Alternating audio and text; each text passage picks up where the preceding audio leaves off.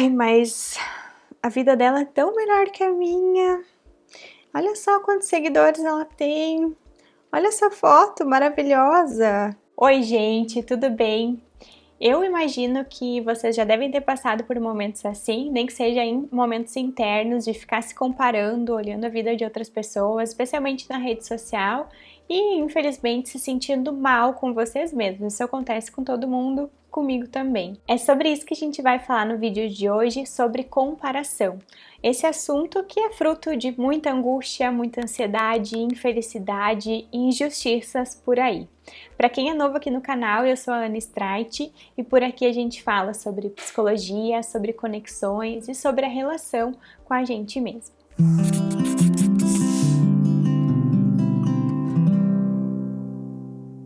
Eu quero começar então esse vídeo com uma frase que eu amo do JJ Camargo, que ele diz assim: a comparação é uma via segura de infelicidade.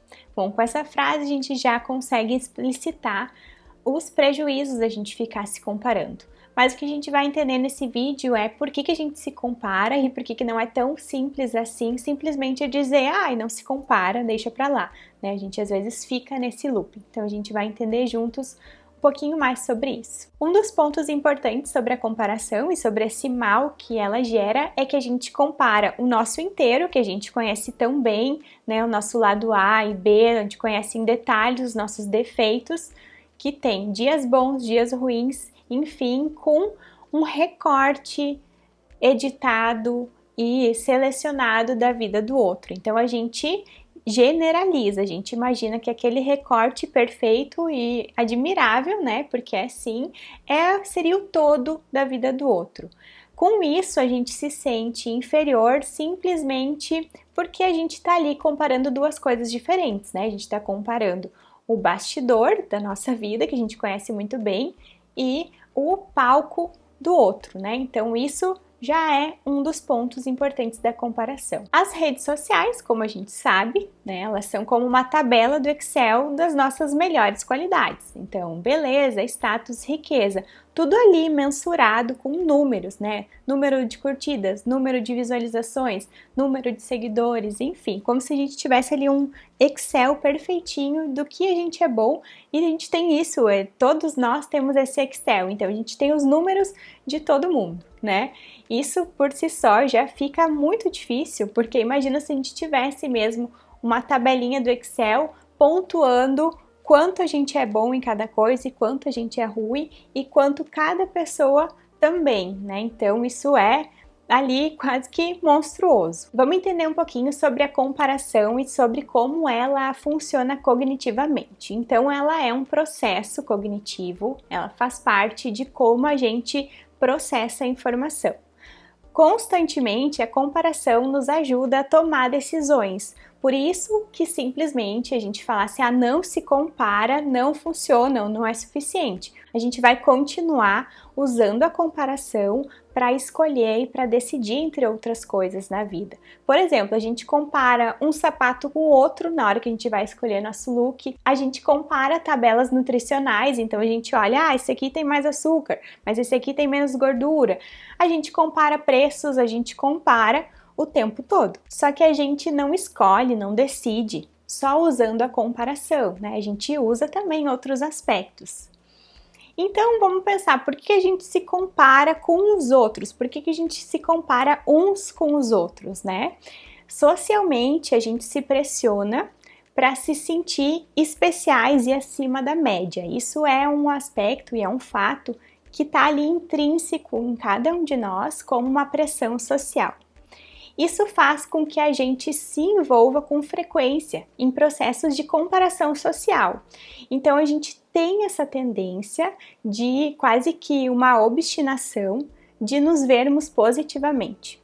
E por isso que quando a gente vê alguém que parece melhor em algum aspecto do que nós, a gente se sente ameaçado por esse processo social, porque a gente tem essa visão e a gente tem essa pressão interna de estar melhor que os outros. Uma das consequências mais tristes da comparação social é que a gente se afasta de pessoas quando o sucesso delas nos faz mal, porque a gente compara o sucesso delas com a gente mesmo. E isso é triste porque a gente admira o outro, a gente vê o sucesso do outro, mas isso nem sempre a gente consegue acomodar dentro de nós por esse processo de comparação social. Então, por mais que eu queira aprender com aquela pessoa, que eu queira estar perto daquela pessoa ou queira ser aceita por ela, o sucesso que ela faz e as coisas boas que ela tem,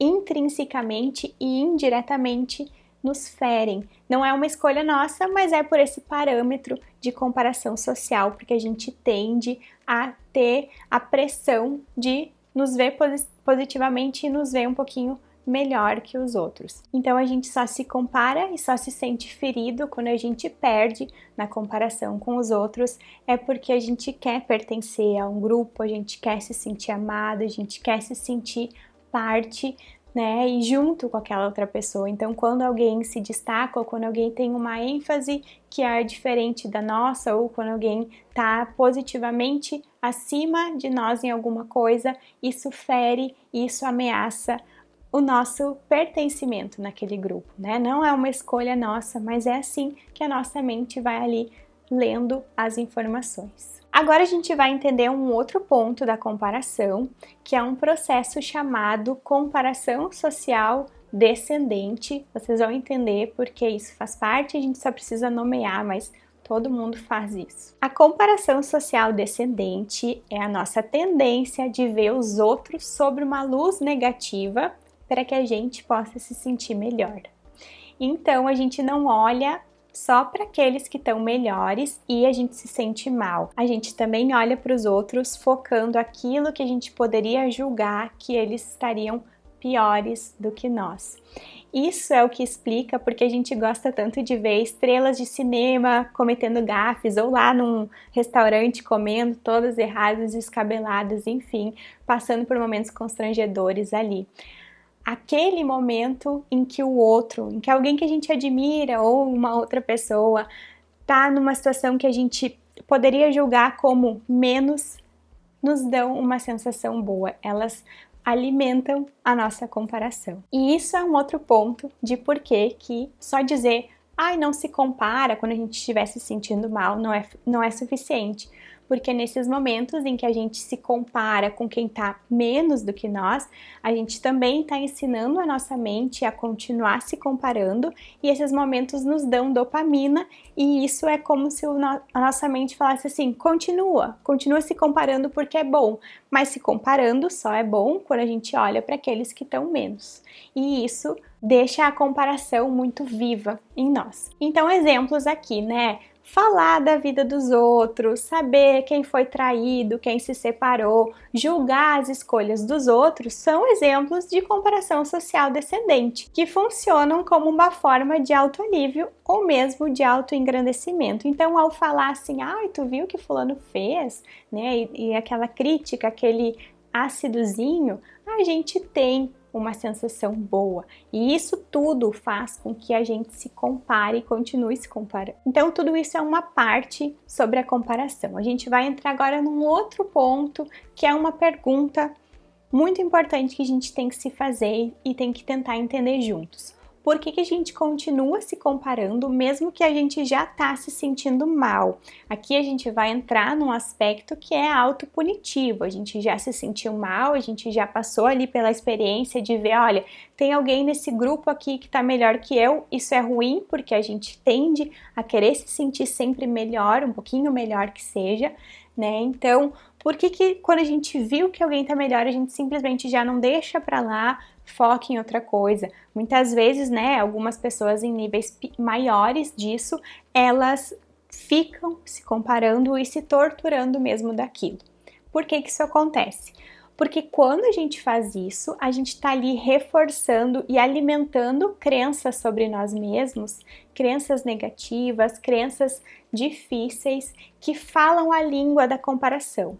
Então, por exemplo, se eu tenho um esquema de defectividade, por exemplo, e uma crença de que eu sou inferior, quando eu olho alguém que está melhor do que eu em algum aspecto, ao me comparar com essa pessoa, eu atualizo e reforço o meu esquema e a minha crença de que eu sou inferior. Isso muitas vezes acontece porque é uma distorção cognitiva, da gente pegar um fragmento da vida do outro e generalizar, faz com que uma coisa muito pequena se torne uma verdade universal, incondicional e que vai nos manter num lugar de inferioridade, e esse é o grande perigo da comparação, é ela virar uma via de manutenção esquemática, de manutenção de crenças disfuncionais e negativas. Porque quando a gente compara o nosso bastidor com o palco do outro, a crença de que a gente não tem valor ou de que somos inferiores se mantém com muita facilidade. Então, algumas reflexões que nos ajudam a manter a comparação em um nível mais saudável e mais natural. Se alguém está conseguindo atingir mais pessoas do que nós, não quer dizer que a gente não esteja conseguindo atingir ninguém. Ficar nos comparando pode nos levar para lugares muito injustos e solitários.